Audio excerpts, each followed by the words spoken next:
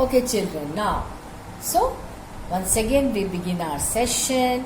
Now, children, this is the third question. That is, it is continuation session. We can say that, yes.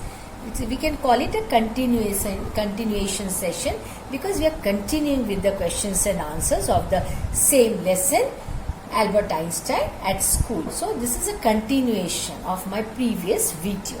Now, we'll begin the third question. How do you distinguish between information gathering and insight information? Yeah.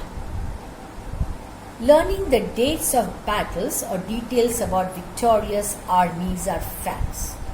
Okay, when this battle was fought, for example, Battle of Panipat, Buxar, World War, this, that, close your eyes, learn by heart, that's all. But is it of any use? No. These details are part of knowledge which are content based only, not knowledge based. There is no point in spending precious years of student life on information gathering because dates or facts could be ascertained from the books anyway. You can just read a book and know about the dates. This happened in this year on this particular date. You can just go through on your own, isn't it? You look up in a book, that's all. Learning facts or parrot-like learning, that is learning without understanding, that is mugging up without understanding. That is called parrot learning. Is what we call information gathering. That means you are getting some information. That's all. Knowledge? No, nil. Analyzing the facts, ascertaining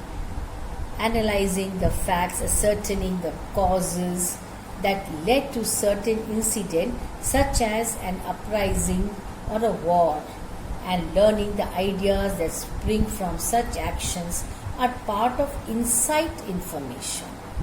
Okay, it gives us a clear perception, clear idea, that is, into the true nature of a thing. Such knowledge increases our logical reasoning. See, children, in today's world especially, logical reasoning is very important.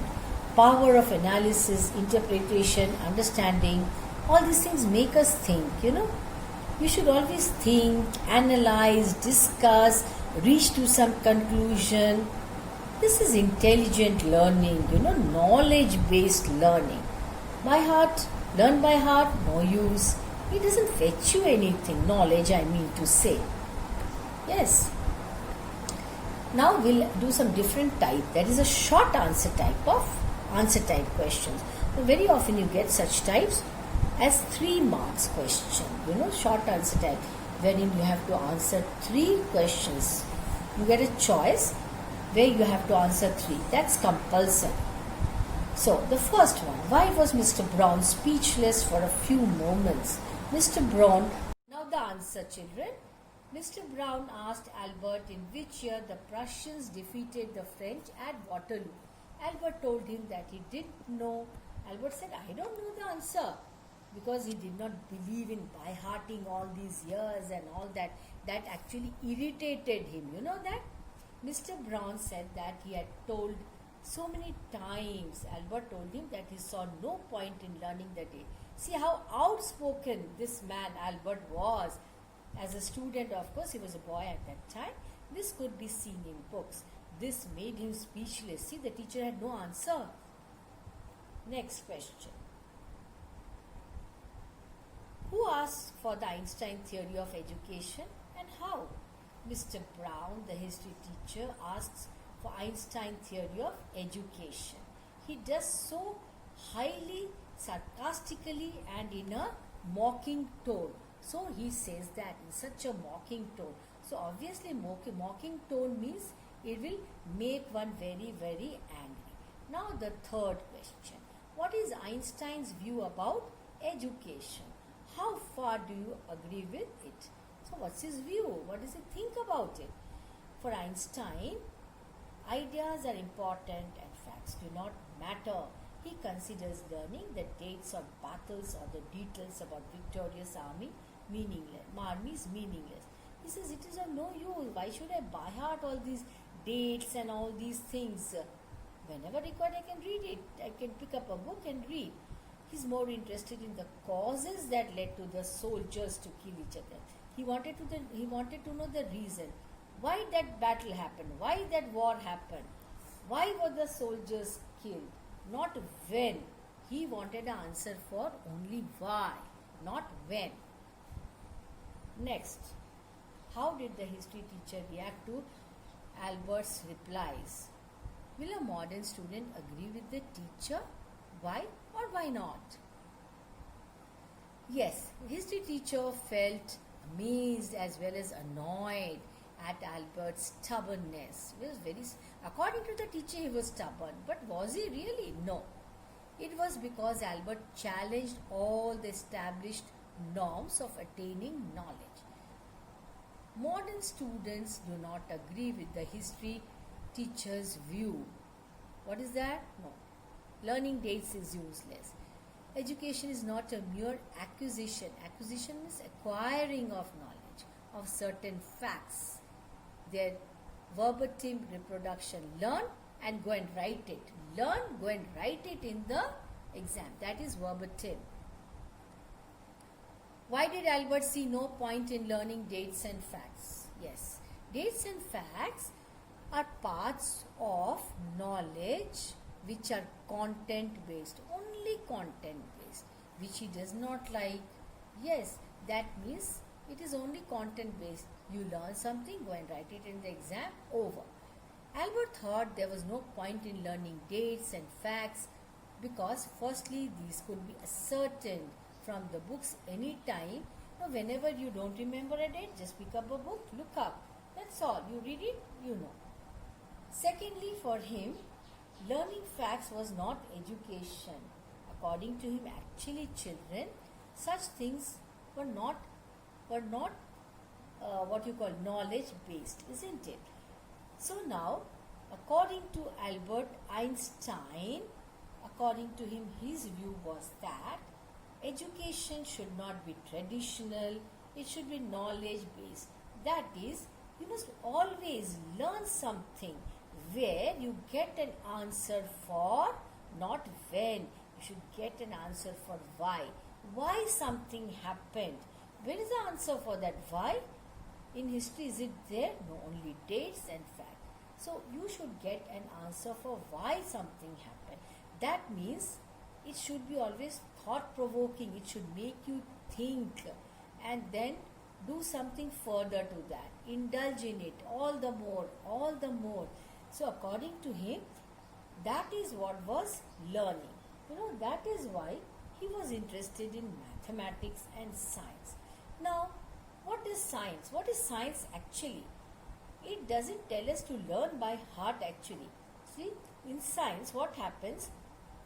Any chapter, any topic, let us say that.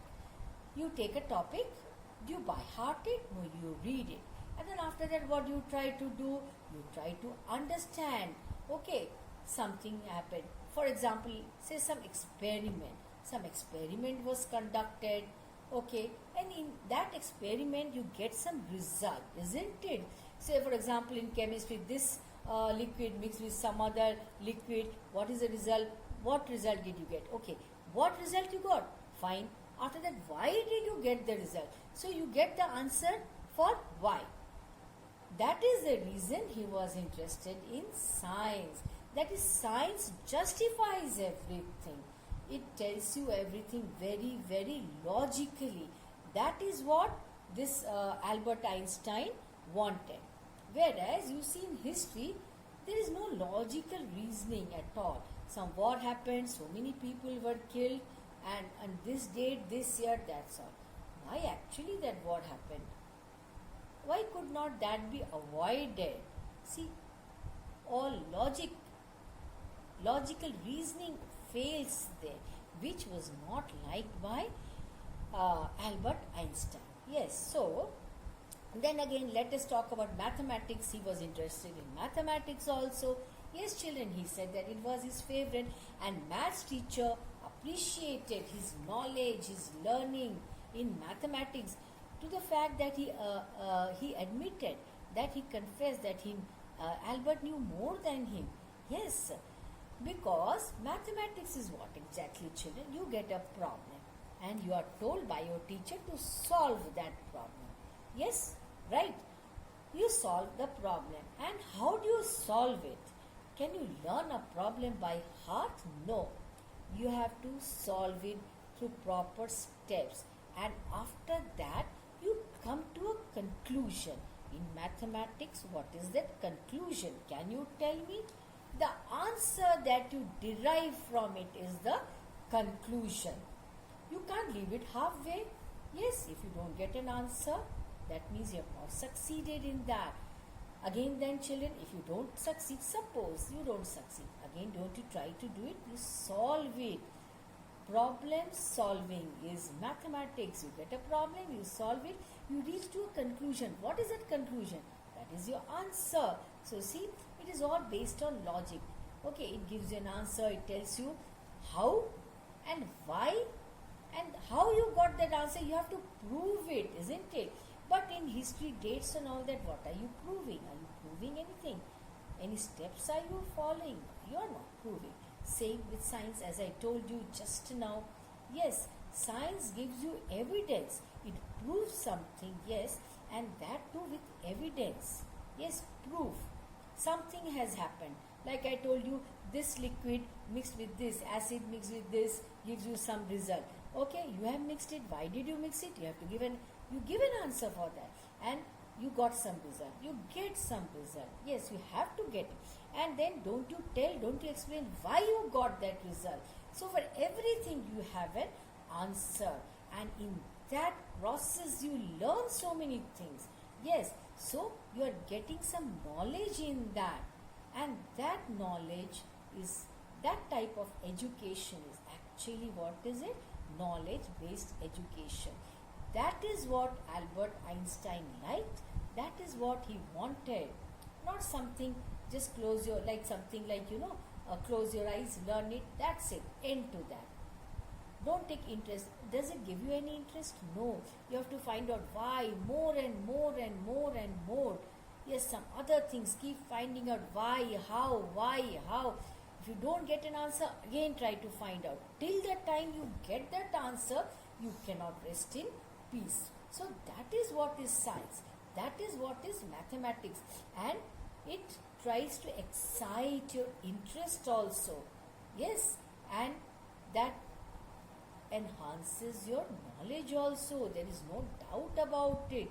So this is what we call knowledge based education, and this is what Albert Einstein wanted. That is why he always had arguments with his teachers.